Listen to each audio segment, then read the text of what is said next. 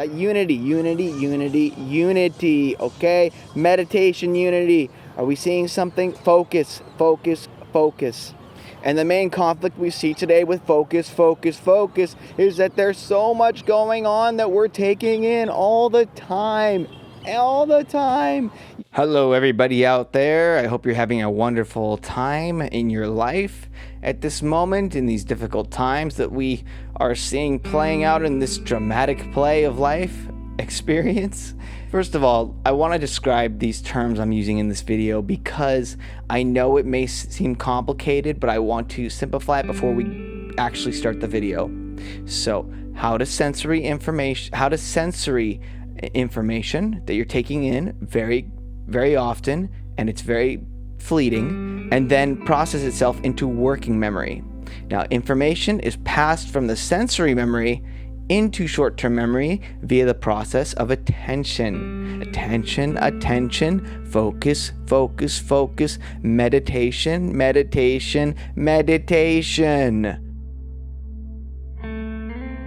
Now, we filter these this sensory memory. We filter it into what we see as being important to our long-term working memory. Basically, we're filtering out what's important, filtering the stimuli to only those which are of interest at a given time. Now, attention is what drives us to the process of producing long-term memory. The sensory information is always coming in. The sensory memory is always working. You're always taking things in, okay? Understand that. Now, what happens next is the attention to that sensory memory. That attention, that is what is going to drive us to process this information into long-term memory. Meditation, the mental exercise of meditation, is what drives us to the process of producing non-stressful, positively correlated short-term and long-term memory. This may help you understand the different terms I'm using during this video because they highly relate to effective meditation. Mental exercise, the ability to strengthen memory and become desensitized to stress, in the desire to have peace in the present moment despite past experiences, sensory or just traumatic experiences, what have you.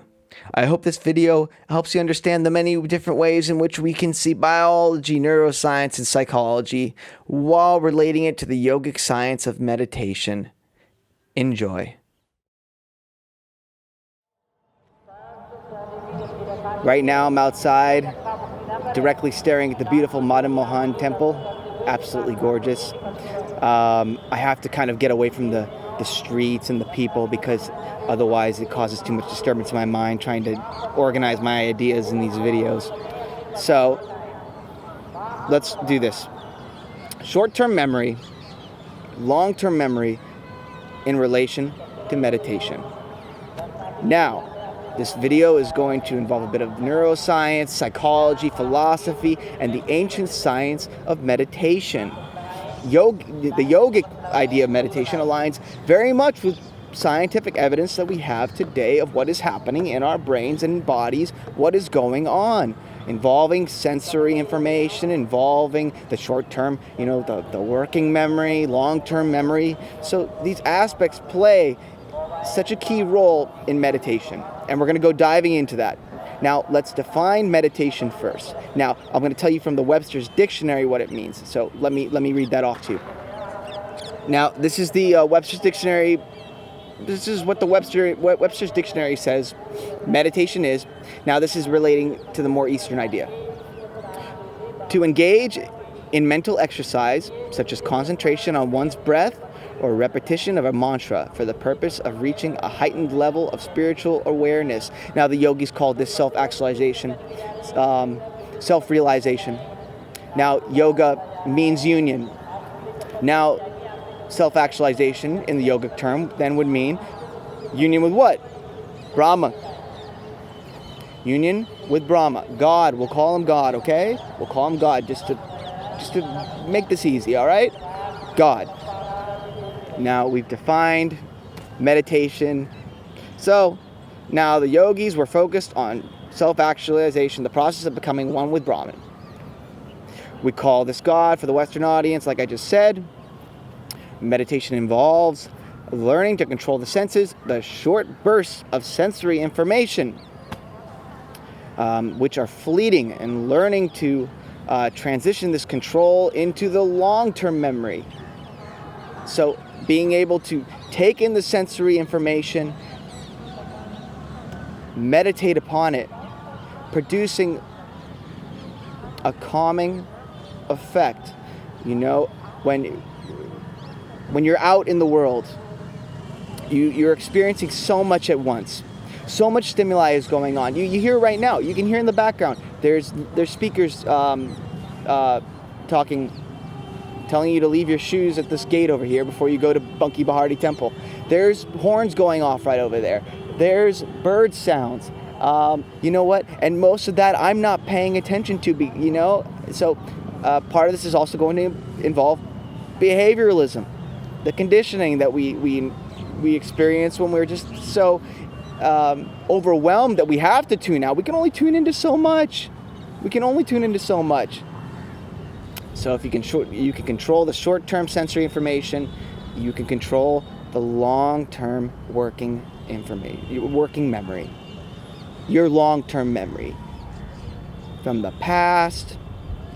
You can identify key components and very much attach them more effectively to the sensory information, focusing though on a certain sensory input. Now we have to get to how do memories form. What's that process? Now this is going to get a bit complex. I'm not a neuroscientist. Okay, so your brain is an absolute, complete, wired computer. Computer, I don't know if that's the best way to describe it, but that's how I'm going to describe it. It is completely wired together, and it involves different areas of the brain speaking to one another through the process, through these things called neurons. Now, neurons are the messengers. Information, biochemical information, and a different array of stimuli and learning behaviors, personalities involve so much of you. Your brain is so complex you can't even imagine. So how do memories form? We've just gotten through your brain is a complex wired system containing message senders known as neurons, organizing different parts of the brain which are compartmentalized, that affect every aspect of your behavior, moods, movements, motivations, and your full fluctuating self, including your memories, short-term and long-term. Okay? Now these neurons are relaying sensory short-term information rapidly. Like I said earlier, you're going outside, you're taking in so much information. This is an easy test you can do. Go walk outside and go see a broad array of people. And then focus on somebody just for a millisecond. And then, 1 minute later, ask yourself, what color were the pants that person was wearing? And you'll probably get it wrong. Now, stress is involved in that. I'm and sometimes not stress. Just how important something is, how important it is in your mind. How important it was that memory, how much stress was involved in that memory. We'll talk about some of the diseases that come up from these kinds of problems with memory. We'll get into that later, okay? In regards to my own anecdotal experience of sensory information and stress and working that into the long-term behavior that I have kind of developed here. I come from San Diego, and it was not in the city. I lived in a small, unincorporated village outside of San Diego. It was relatively peaceful, not as much stimuli as you would find here in India. So the short-term stimuli was not that great. It was there, but, when I came to India, it was an absolute shock. absolute shock to the short-term memory. You're just taking everything in visually, mostly. Visually, you're taking everything in, and it's fleeting quickly. It's going. So the visual information was the most important at the time because I had to take in everything, but it was very fleeting. I would rather focus on not getting hit by a car visually than worry about the honking that's going on all around me or anybody yelling and screaming. So that's part of that process I was speaking of earlier of, stress and how quickly some of these things are fleeting during stressful times or important events. Interesting. We make more sense of the visual than we are able to the auditorial, and the smell we can make quite good sense of. Something smells foul, then it's probably biologically good for us to stay away from something that smells foul. Now we have to look at how the long-term memories are created. Okay? After we are able to it's beautiful, isn't it?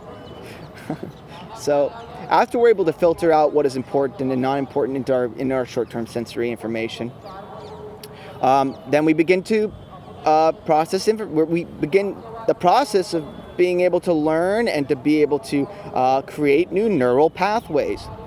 Neurons, remember the word. We're able to rewire our brain. Hence, this is a kind of a developing field now, neuroplasticity. You have the ability to develop new neural pathways. You can prune the tree of your wirings. You can prune it to how you want the direction. You can focus, meditate. We're gonna get into this more. Okay, I know I've been ranting for quite a while now about all this different biological and neuroscience stuff. But just bear with me, okay? Bear with me. We're getting there. Side note, I find Indians have an extremely filtered sense of what is considered important and unimportant sounds in the sensory short-term form. I went to Mumbai one time, and I was with about 5 of my friends, and we were staying in this absolutely small little flat in a high-rise in Mumbai. They were all musicians. I'm of course a musician myself. We all slept on one single, relatively small mattress. Now, not only did we all sleep on this mattress, we were cuddled together. It was very physical, and now I'm not used to that. Not used to that at all. They were perfectly comfortable with this. In fact, during the entire night, they would flip over onto you. I'd find my friend's arm hugging me. I'd find my friend's leg over my body. I'd be like, what the hell is going on? How do these guys sleep during this? And even the auditorial, you see outside here, the sadhus sleeping on the sides of the roads. The auditory stimuli is just not affecting them. They have blocked it out. It is no longer important. These people sleep on the most loud and most chaotic streets I've ever seen. And it's amazing to understand how that behavior and training and learning occurs through the short-term sensory information and the long-term working information. It's amazing. Part of behavioralism involves this also. Check out Robert Sapolsky. Don't always agree with him. Amazing person to listen to. Highly recommend his lecture. Let's move on again. So everybody has had these moments of being blasted back into the past by the sensory information being interconnected with the long-term working information, memory, sorry. All right, so there was a movie called Saving Private Ryan in the United States. I think it was in the late 90s it came out. The movie starts out with images of soldiers trembling in fear, vomiting, absolutely nauseous from the seasickness as they ride towards Normandy on D-Day during World War II. And it is still, by the way, knowing they were about to brutally die. Now, the opening scene in this movie is still considered to be one of the most accurate descriptions, portrayals of the horrors of war. So accurate. Veterans of the war went to go see this movie when it came out. Everybody went to go see this movie when it came out. It was a huge box office hit. The veterans who were watching this opening scene were so emotionally brought back to that event in their life, that long-term memory that they hold. in their life, the dramatic sensory stimuli, stress, unbelievable stress. So they were moved to tears through that sensory visual information, and it even processed itself in other ways, which I will speak of right now. One family member reported that their father, who was a veteran who was sitting next to him watching the movie, said his father could smell the diesel from the I got it. What do you call them? The boats that were bringing these soldiers in. He could smell the diesel tanks that were going to bring them to die. Well, for most of them. Interesting. Now, during that dramatic event of arriving on the beaches of Normandy on D-Day in World War II, brought back so much information, sensory information, and long-term, that converted itself really drastically into the long term. And they could then smell, feel, imagine the sound of everything.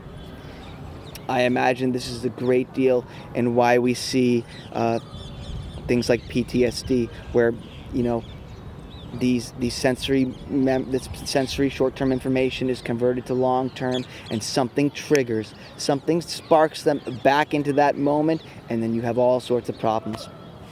This is a fascinating look in how powerful the process of sensory to long-term memory really is. The process of building that relationship. Now we're back to meditation. Okay, meditation.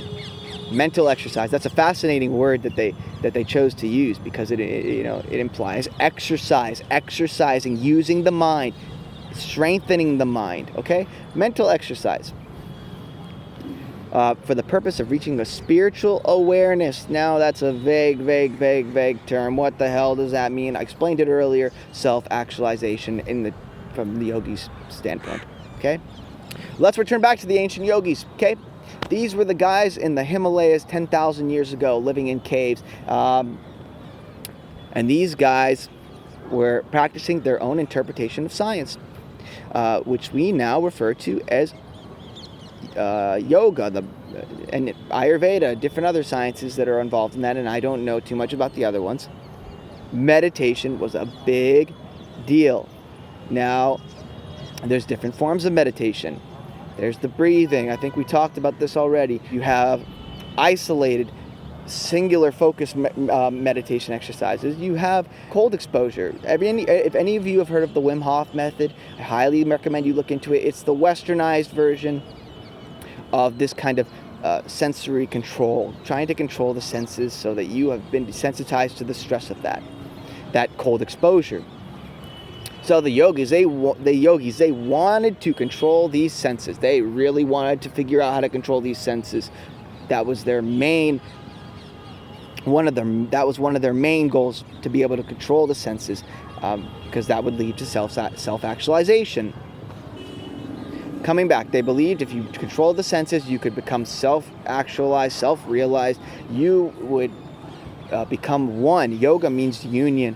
So union with the divine, Brahma, okay? With God. Unity with your divine spark with God, okay? There's that unity, okay? Meditation, unity. Are we seeing something? Focus.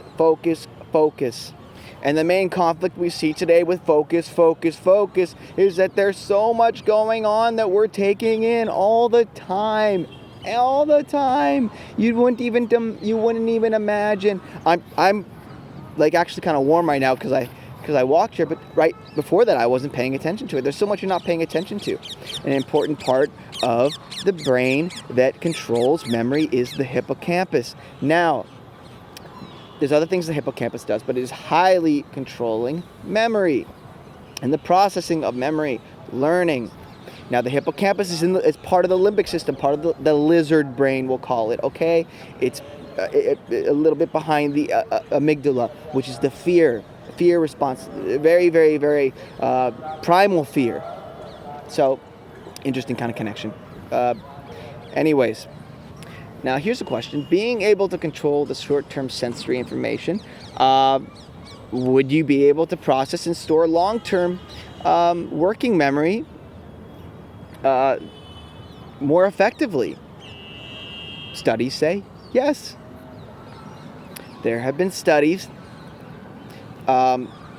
where they've studied people who have been meditating for decades, for Buddhist monks, Hindu monks, and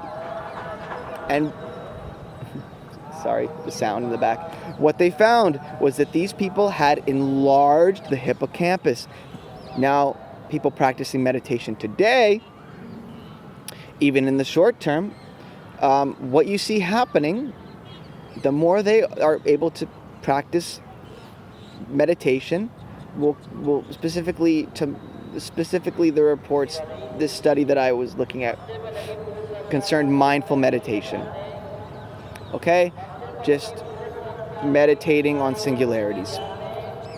What they found was that these people who have practiced this for an extended period of time also were able to retrieve and recall sensory information, long-term working memory, short-term memory, interconnect it, and not be so stressed out about it. It produced less cortisol was released, the stress hormone, cortisol. And what they found, and that's involved in the hippocampus. Okay, are we seeing the connection here? I hope we are. I hope I'm making sense. This is a long talk. I'm trying to make it simple. It's not so simple. Okay? So, meditation in the long term and even in the short term is beneficial to being able to control your memory, to control your stress related to memory. It is been scientifically proven a larger hippocampus equates to a greater ability to recall memory. There's something correlating there. Okay? And interestingly enough, when you see patients, elderly patients that have developed Alzheimer's, dementia, these kinds of memory problems, the hippocampus, that area of the brain involved in memory, extremely deteriorated just gradually over time as they age, and sometimes they are incapable of relaying any kind of memory, nothing. Now, what they started doing was they started to look at how music affects Alzheimer's, and that sensory, the auditory input, the short-term sensory information of music, the patterns, does that bring them back memory? It does. It launches them back into time periods that they used to understand the memory or recall the memory. They used to be able to bring back that memory, and they no longer could because of the Alzheimer's, the dementia. They were unable to recall memory. I'll post an amazing video with an example how they used music on this patient who was extremely debilitated by Alzheimer's, unable to function. But as soon as they were able to put headphones on him with music that was from his era, he snapped back to life. I cry every time I watch this video. I'll post it down below in the link also so you can watch. Now let's go back to the yogis again, okay? We're going back to the yogis. Let's go back to the yogis. Was this the ultimate goal for the yogis? Flatten the curve. These memories no longer mattered. They weren't stressful. Then they could freely focus on the divine. Was that their ultimate goal? I believe, yes, it was their ultimate goal. And meditation is becoming more and more and more of a science today. What do you think? Do you practice meditation? What form of meditation do you practice? How has it improved your life? Have you seen improvements? If you are not meditating, try to start small. there's so many videos out there. Small little 8-minute mindful meditation clips you can put on your headphones. Just do it. Start there. I highly recommend meditation. Thank you for watching. Comment, like, subscribe. Talk to you guys soon. Bye.